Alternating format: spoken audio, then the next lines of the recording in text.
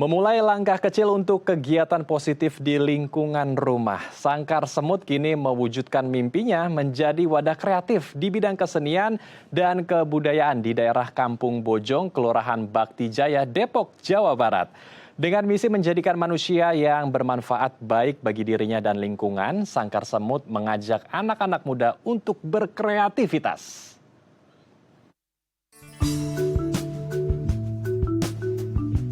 Sebuah sanggar kreatif bernama Sangkar Semut di Kampung Bojong, Kelurahan Bakti Jaya, Depok, Jawa Barat, seolah memberikan angin segar bagi lingkungan sosial di sekitarnya.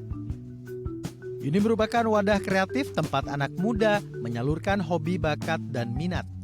Tidak hanya itu, Sanggar Semut juga menjadi pusat pembentukan karakter dengan slogan mandiri, berdikari, dan gotong royong. Ini berangkat dari keprihatinan Chang Boim yang merupakan pendiri di mana ia melihat banyak anak muda yang putus sekolah dan berdekatan dengan hal negatif. Hal ini membuatnya tergugah untuk mengajak mereka melakukan sejumlah kegiatan positif seperti berkarya, bahkan berbagi terhadap lingkungan sosial. Oke, luar biasa sekali kalau kita lihat tadi di tayangan, Sangkar Semut ini bisa menjadi rumah baru ya bagi anak-anak muda di sana, terutama mereka yang putus sekolah atau dari keluarga prasejahtera. Karena tadi kita lihat bersama pemirsa, di rumah itu anak-anak diajak untuk melestarikan budaya karena ada tari-tarian yang diajarkan di sana, kemudian anak-anak di sana juga diajarkan untuk mengelola limbah menjadi berbagai macam kerajinan yang luar biasa, dan hasil dari kerajinan tersebut penghasilannya itu juga diberikan untuk warga-warga yang ada di daerah Depok, Jawa Barat. Dan untuk mengetahui seperti apa sebetulnya Sangkar Semut ini, kita akan langsung membahasnya bersama dengan Imron Riyadi atau yang akrab disapa dengan Encang Boim. Kita langsung sapa. Selamat siang Encang Boim, apa kabar di sana? Assalamualaikum Encang Boim. Waalaikumsalam warahmatullahi wabarakatuh. Selamat siang Pak Hendro. Selamat siang, luar biasa. Encang Boim, ini boleh diceritakan Encang, gimana awal mula Encang Boim atau siapa sih yang menginspirasi Encang Boim untuk membuat Sangkar Semut ini?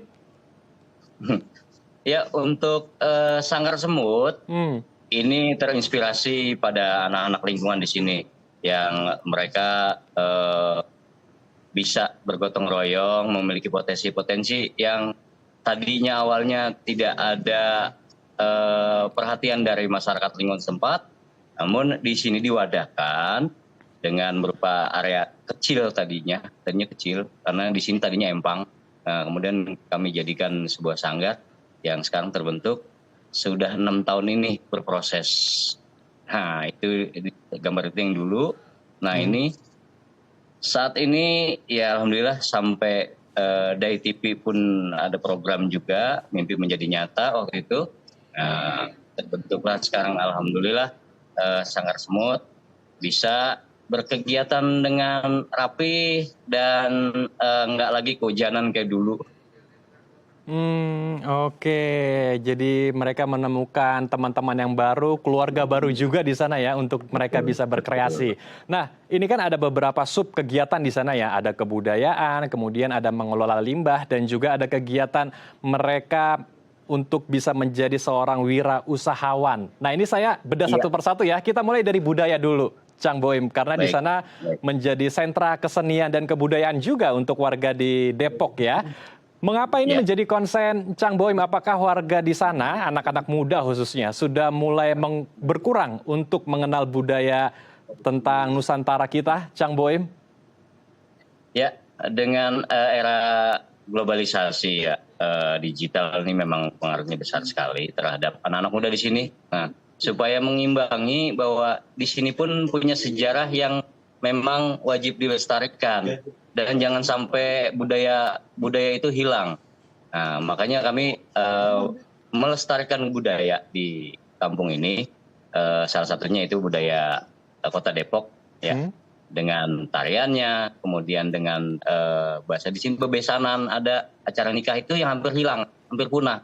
Nah, kita coba buat anak-anak di sini supaya mengenalkan sejarah itu, jangan sampai hilang. Itu salah satunya. Oke, jadi melestarikan kesenian tari kita ya. Itu tari apa, Cang? Kalau kita lihat di tayangan ada anak-anak seru banget kayaknya narinya. Dan siapa yang ngajarin Iya. di sana? Nah, ini kebetulan salah satu anak sanggar itu namanya Pak Diah, ya. Tadinya belajar, kemudian setelah beberapa kali tampil di luar di sanggar, akhirnya dia coba untuk melatih nih anak-anak yang umuran PAUD sampai SD. Nah, ini adalah salah satu tari budaya Betawi Depok, ya namanya tari Kinang. Oke.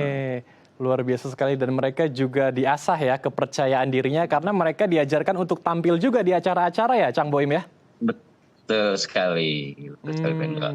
Oke, saya bergeser dari kebudayaan ke pengelolaan limbah karena ini hal yang luar biasa juga mengajak anak-anak muda kita agar bisa peduli dengan lingkungan sekitar.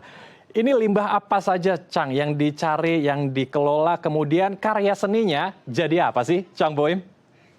Baik, berapa kepedulian kita nih pada banyaknya sampah ya yang masyarakat buang dengan tidak disiplin. Akhirnya bagaimana caranya kita bisa mampu nggak sih untuk memilah dan memilih gitu. Salah satunya adalah plastik-plastik yang memang daur ulangnya nih kayaknya susah banget gitu ya. Nah akhirnya cenderung punya inspirasi teman-teman. Oh ya kita coba memakai peralon bekas ataupun memakai galon-galon mineral bekas. Dan akhirnya kami coba untuk pertama kali adalah lampu dari galon mineral. Seperti hal contohnya seperti ini. Ya. Yang sudah kami buat di wilayah lingkungan dan pihak instansi beberapa kelurahan serta instansi pemerintahan pun sudah memesan ini dan sudah dipajang. Ini galon dari salah satu mineral untuk dijadikan lampu hias. Nah, kemudian juga ada beberapa souvenir yang sudah dibuat sama teman-teman. Dan salah satu pembinanya ini mengajarkan juga pembuatan souvenir yang memang dari notabene plastik, bagaimana caranya mendaur ulang, dan ternyata ini ke masyarakat masuk untuk daya belinya gitu, murah meriah namun elegan gitu. Dan juga salah satu seni budaya kita membuat pin golok ya, karena memang di sini ada budaya silatnya masih kental juga, budaya Betawi Depok masih kental. Nah salah satu yang saya pakai di peci ini yang tidak memakai sarung. Nah, ini pun bisa untuk pagelaran pameran ataupun pameran budaya Kota Depok.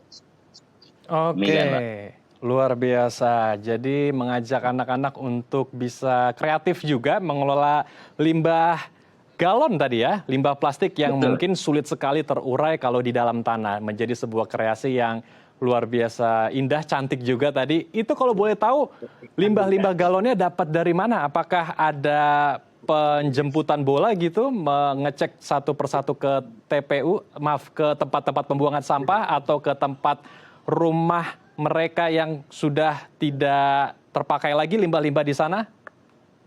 Ya, awalnya kita nyari awalnya. Begitu kita lihat, karena memang sanggar kami ini dekat pinggir kali.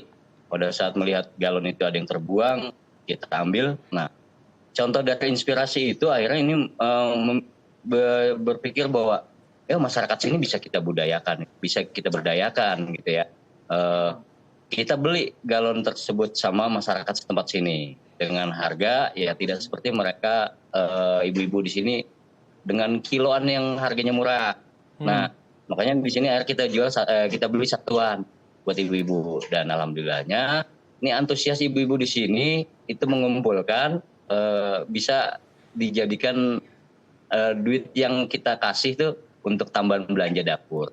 Nah, kita buat seperti ini salah satu, dan beberapa lampu yang sudah kita buat, ada juga yang pesanan. Ya begitu Pak Indro. Oke, luar biasa sekali. Tadi ada modifikasi kupu-kupu juga ya di galonnya itu. Oke, luar biasa sekali. Jadi lebih bisa meningkatkan kreativitas anak-anak di sana ya. Baik, kita akan berbincang lagi namun usai jeda ya, Cang Boim. Baik Pak Indro. Ya. Dan pemirsa jangan kemana-mana, kami akan kembali sesaat lagi.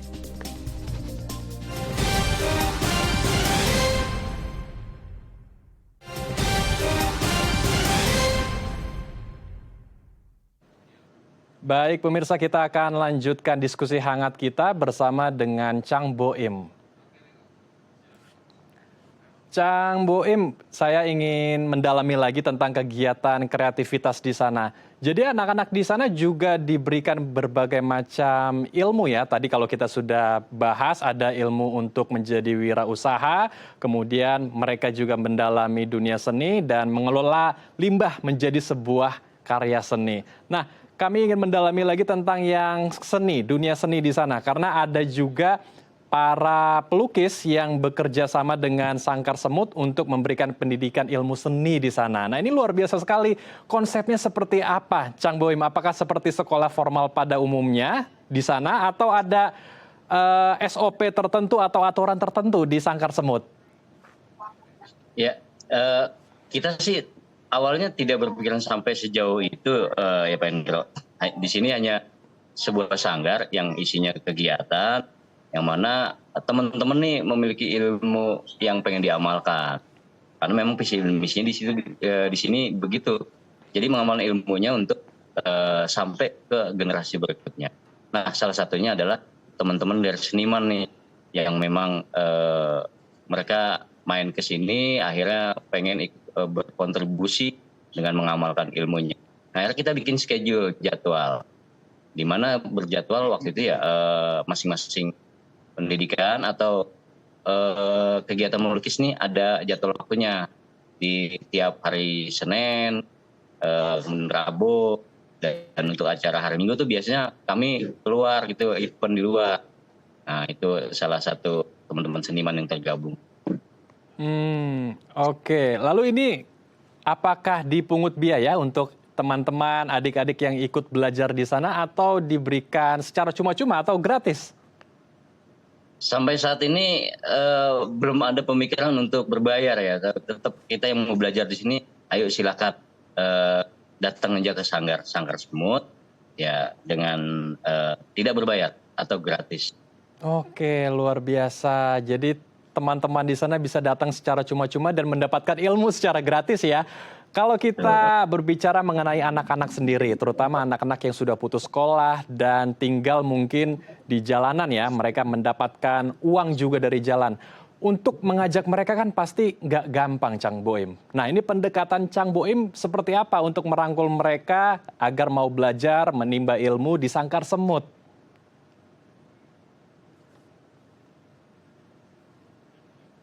Chang Boim? Ya, siap. Baik. Ngapain Kak tadi sinyal hilang? Oke, saya ulang kembali. Jadi kan ini sekolahnya gratis ya, dibuka untuk anak-anak. Lalu bagaimana anak-anak bisa datang ke sekolah itu? Apakah dari anak-anak yang ada di sana datang sendiri ke sekolah atau Chang Boim yang menjemput mereka dari jalanan? Nah, salah satu kegiatan yang kita ajarkan kepada anak-anak adalah bagaimana cara mengenal handphone atau menginformasikan berita-berita dengan baik.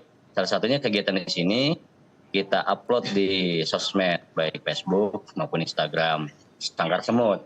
Nah, dari kegiatan tersebut itu, nih banyak yang dari luar lingkungan melihat, akhirnya bertanya di mana sih Sangkar Semut. Akhirnya mereka telepon ke kami, menanyakan alamat. Terus main ke sini. Nah, kemudian bertanya apa aja sih di sini kegiatannya? Ya, akhirnya anak-anak mereka dibawa ke sini untuk bisa belajar. Dari situ sih pemberitaannya. Oke, jadi dari media sosial ya, jadi sebuah jembatan untuk menghubungkan Sangkar Semut kepada anak-anak di daerah sana. Tetapi ada juga anak-anak yang sudah putus sekolah, kemudian mencari penghasilan juga di jalan, entah mengamen atau melakukan kegiatan lain yang menghasilkan uang. Ini pasti mereka diajak untuk belajar susah sekali, Chang Boim. Lalu gimana cara Chang Boim agar bisa merangkul mereka dan kembali lagi akhirnya mereka mau belajar, Chang Boim? Baik, kepedulian kepada teman-teman kami yang memang di sini adalah masyarakat kampung ya. Memang banyak sih anak-anak yang putus sekolah karena perekonomian yang rendah atau kurang mampu. Ini di sini tempat wadah untuk teman-teman bagaimana supaya belajar dengan kemandirian mereka tanpa harus membayar sekolah. Walaupun nantinya pasti kami arahkan untuk ada paket C. Karena untuk saat ini Sangkar Semut sudah dibantu oleh pemerintahan dalam hal mendaftarkan anak-anak yang putus sekolah ataupun yang masih pengen sekolah, ada jalur paket B dan C. Ya, untuk saat ini sih sudah berjalan, Pak Indra. Baik, jadi ada kerjasama juga dengan pemerintah setempat untuk memberikan pendidikan paket C ya kepada anak-anak di sana, Cang ya? Ya, dari kelurahan maupun tingkat kecamatan ini sekarang sudah mengakomodir perihal info-info bahwa berapa atau adakah anak di sini yang pengen sekolah paket C. Oke, luar biasa sekali. Nah, saya mau bergeser membahas tentang bagaimana mengasah anak-anak, mendidik anak-anak agar bisa menjadi seorang wirausahawan muda. Karena hasil dari kreasi mereka yang mengolah limbah menjadi barang seni, ini penghasilannya juga untuk mereka ya, Cang. Nah, ini bagaimana nih? Produk-produk mereka dijual di mana saja dan apakah pure, murni, 100% dari hasil penjualan masuk ke kantong anak-anak di sana? Atau ke orang tua di sana, Cang Boim? Ya, jadi untuk pembelajaran mengolah limbah menjadikan sebuah karya, awalnya kita berpikir bagaimana mendisiplinkan masyarakat untuk memilah sampah ya supaya menjadi hasil yang baik dan menjadi hasil ekonomi buat masyarakat di sini khususnya. Nah, tapi pada saat memang ini ada sebuah hasil yang mereka hasilkan kemudian dijual, nah ada beberapa bentuk mungkin rasa terima kasih kali ya kepada Sanggar, entah itu berapa persen untuk infak bahasanya gitu. Kalau di sini bilangin untuk membantu Sanggar yang berupa bahan mungkin karena ada beberapa yang ini yang memang harus kita beli juga modalnya gitu. Nah, untuk berapa persennya nanti dimasukkan ke kas Sanggar, 2,5% biasanya kami untuk kas Sanggar dari hasil penjualan itu Pak untuk saat ini. Baik, jadi ada sistem pengaturannya ya agar bisa tetap sustain begitu, bisa terus berjalan dengan baik hasil penjualannya. Oke, kalau sampai sejauh ini sudah ada berapa anak Cang Boim yang ada di Sangkar Semut? Apakah dari Depok saja atau ada dari daerah-daerah lain juga yang ikut belajar di Sangkar Semut? Ya, awal dulu sih hanya lingkungan saja, nggak banyak. Dulu hanya 30 sampai 35 anak yang terminat. Karena memang di sini ada taklimnya ya, taklim hadroh yang memang tiap harinya itu adalah taklim yang sore. Nah, pada saat memang menjadi Sanggar ini menjadi wadah untuk umum akhirnya.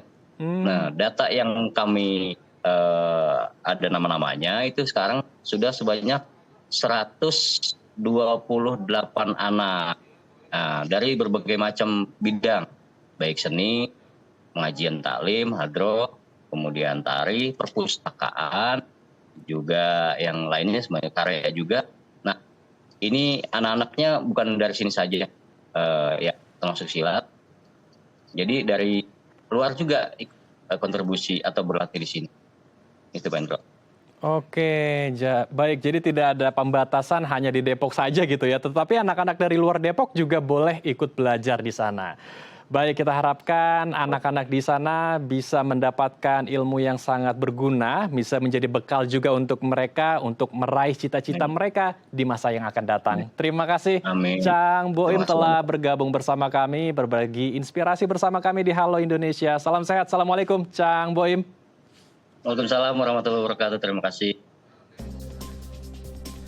Pemirsa, umat Konghucu peringati hari lahir Nabi Kungce. Informasinya usai jeda di Halo Indonesia.